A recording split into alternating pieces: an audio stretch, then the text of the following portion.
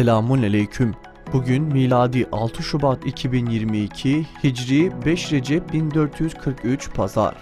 Günün ayeti. Musa Firavun'a dedi ki, bizim Rabbimiz her şeye yaratılışını veren, sonra doğru yolunu gösterendir. Günün hadisi. İlaçların en hayırlısı Kur'an'dır. Tarihten haberdar olmak için tarihte bugün neler yaşandı hep birlikte bakalım. 1932 Laiklik ilkesi anayasaya konuldu.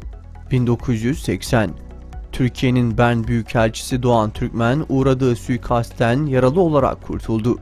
1988 Basın Konseyi kuruldu.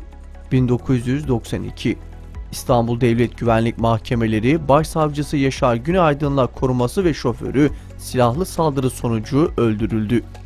2000 Türkiye'de Sanayi Bakanlığı traktöre rastgele oturulmasını yasakladı.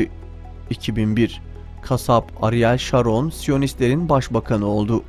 2016 Tayvan'ın güneyinde 6.4 büyüklüğünde deprem meydana geldi, 116 kişi hayatını kaybetti.